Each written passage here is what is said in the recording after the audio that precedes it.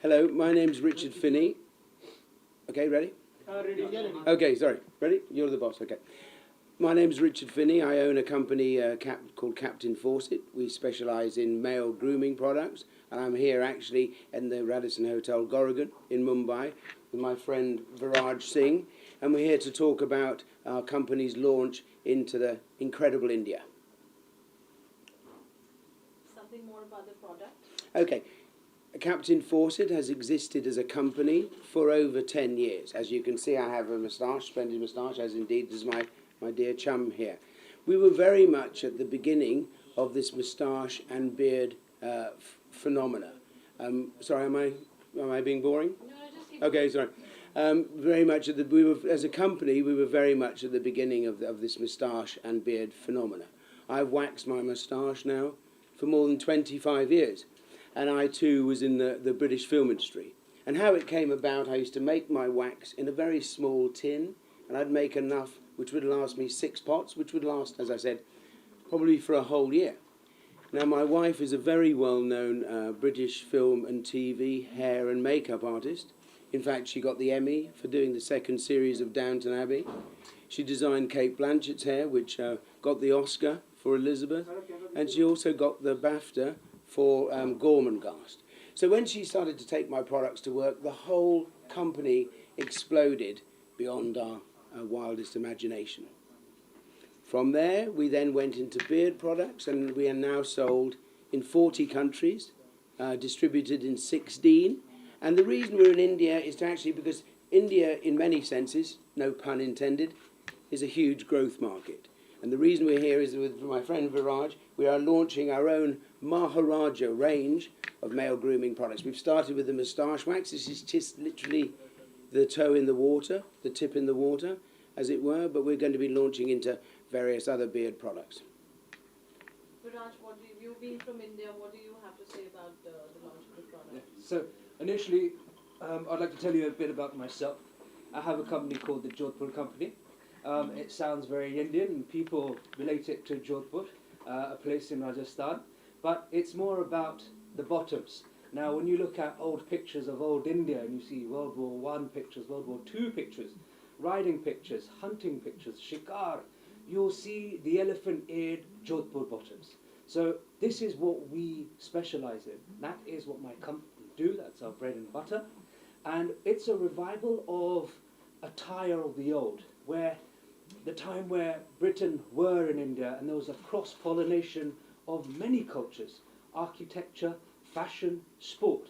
So I don't want that era of fashion to just live in the history books. So that's when I made my first pair of jodhpurs in tweed. I took it to England, I took it to UK, and I must say I do indulge in shooting, from rifle shooting to shotgun shooting and shikar.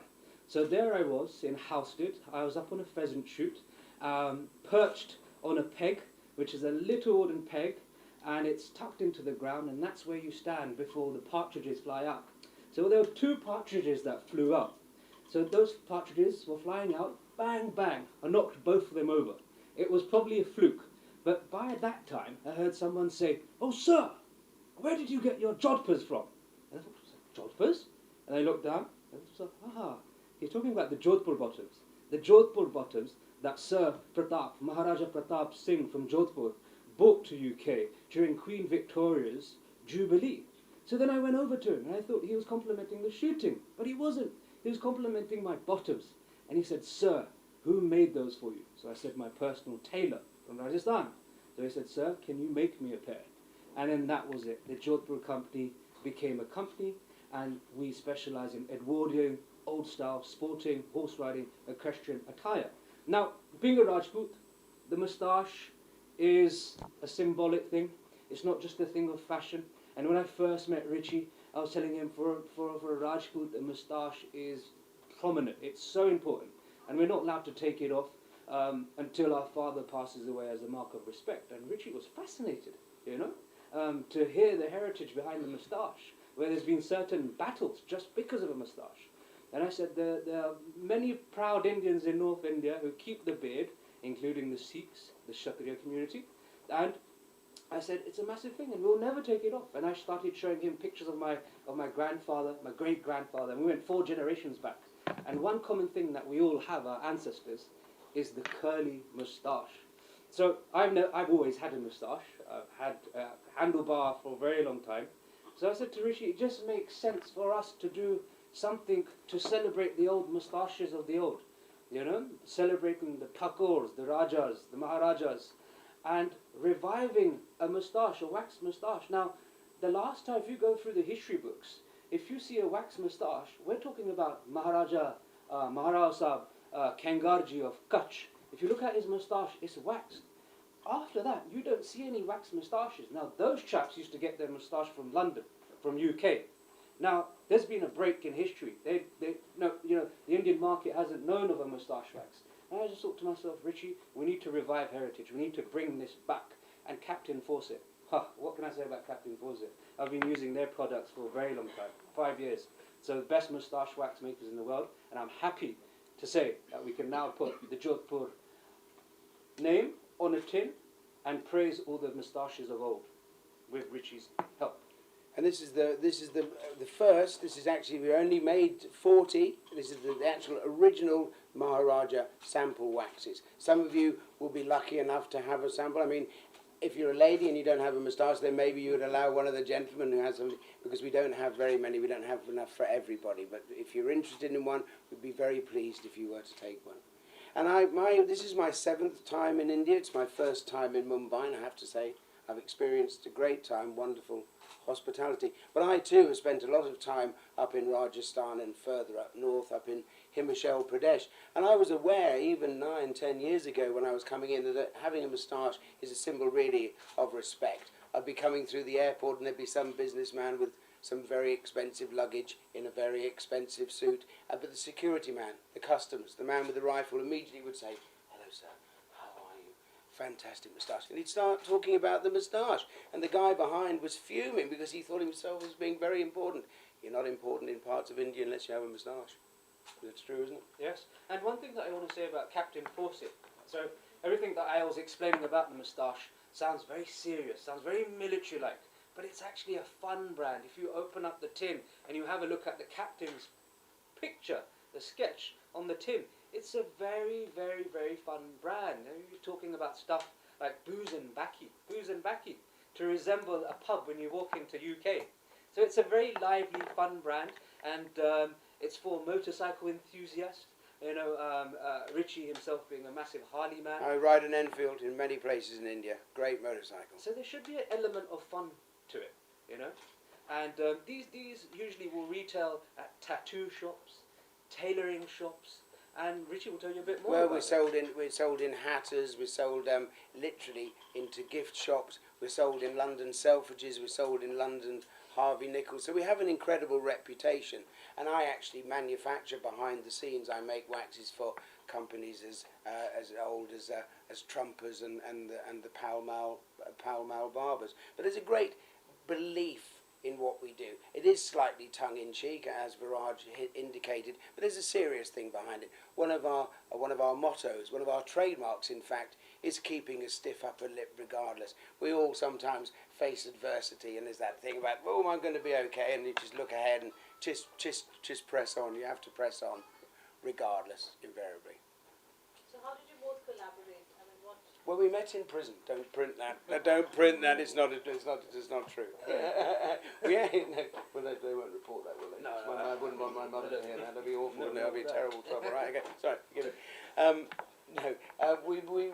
We first met through an interest in moustaches, and Viraj approached me, and we met in a very famous club in London called the Bike Shed, where we first discussed this notion. And this would have been 4 or 5 years ago. But I think with the same things with most ideas, it's not an overnight thing. It's a kernel. You know, you water the plant and you watch the plant grow and develop and bloom. And this is really what the stage we're at now of our development. So it's a collaboration which comes from a huge interest in ancestral history, but placed into the modern day.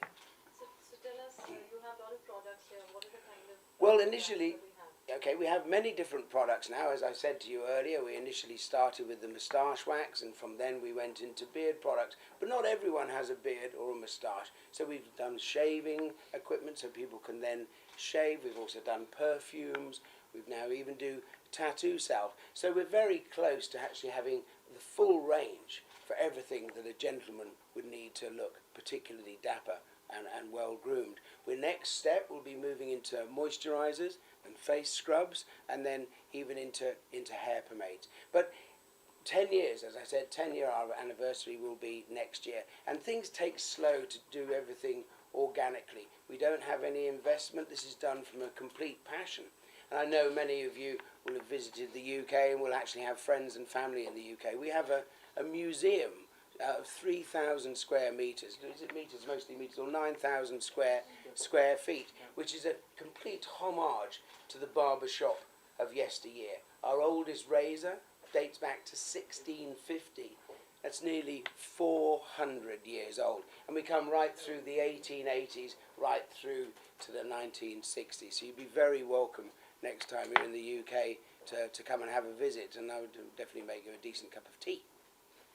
Viraj, we want to know from you, what is the take on, the face has changed over years now, grooming for men especially. Sure. So what do you have to say? Where do you see him being from UK to Jodhpur to back to India? Sure. Where have you seen the growth so far? So I think with the moustache and the beard, I think we went through a phase where we'll see many of the sort of young Asians, be it in India or British Indians or British Pakistanis, starting to grow their beard, be it Bollywood or music, that sort of stuff, and it became very, very cool.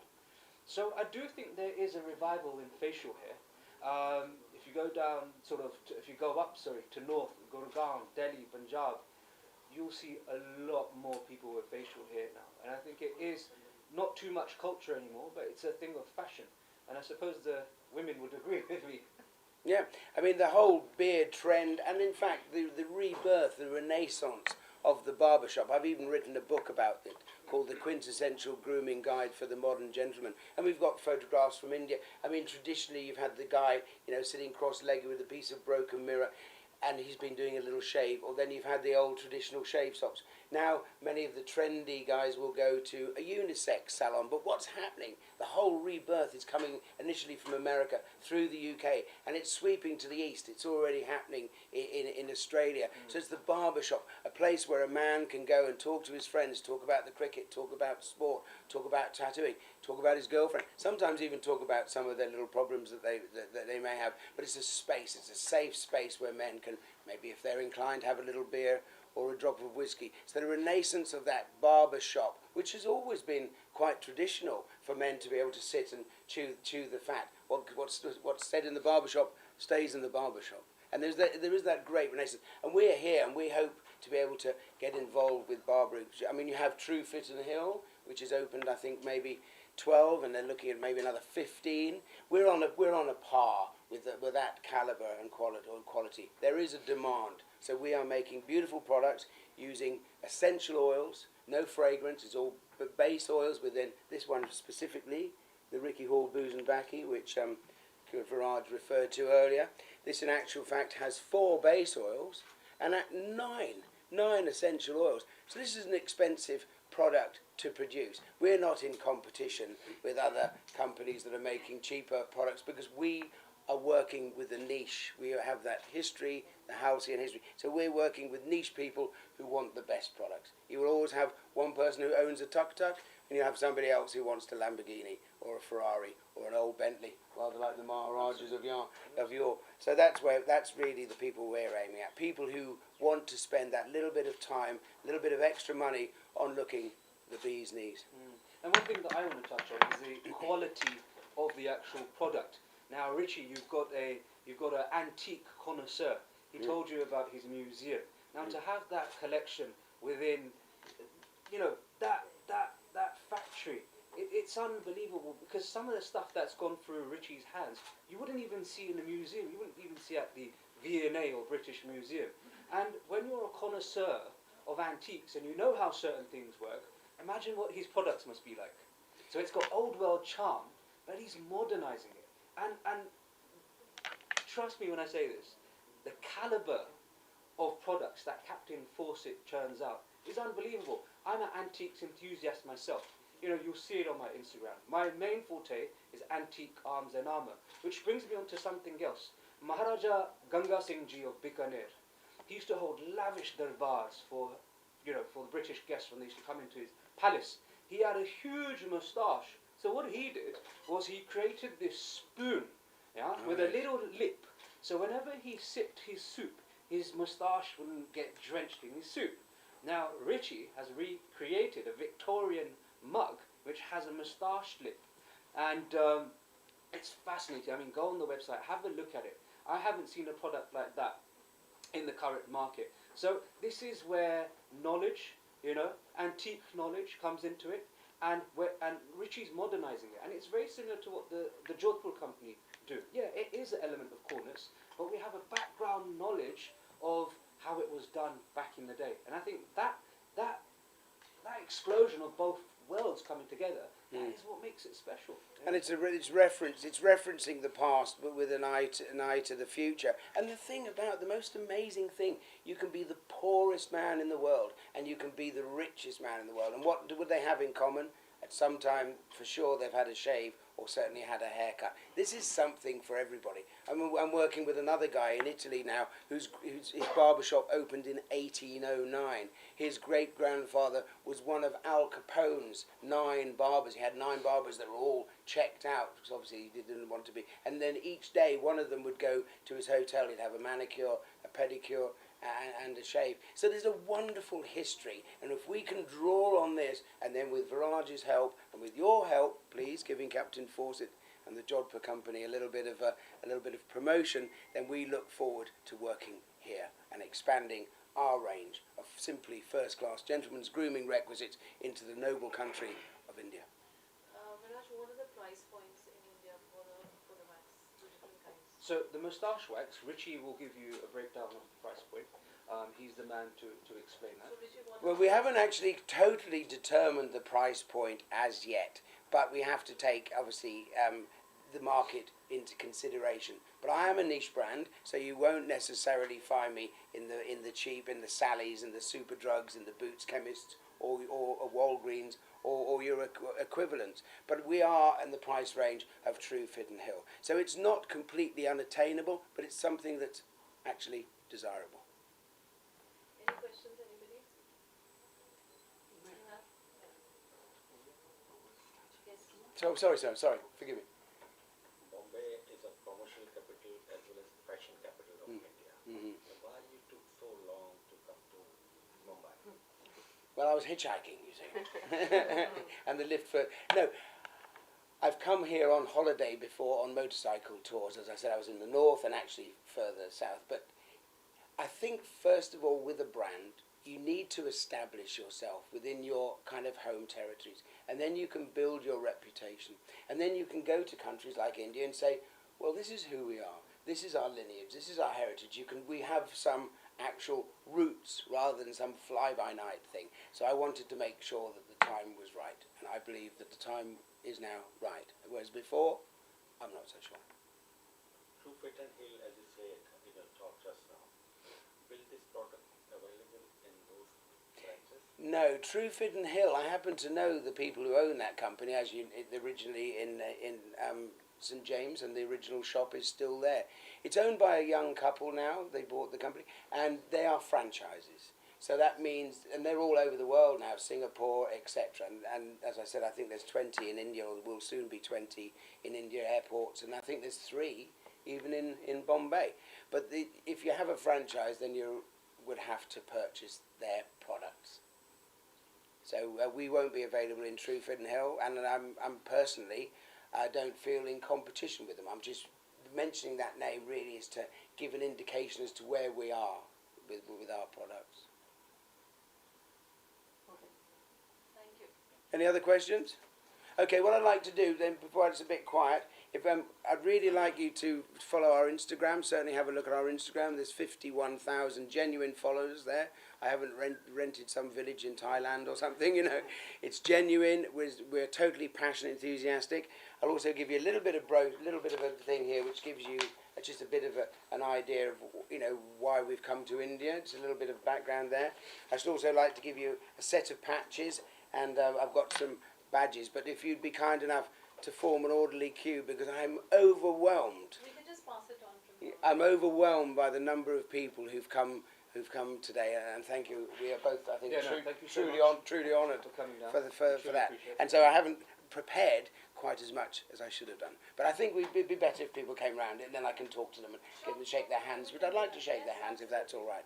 I think we'll start from there. Okay, wonderful.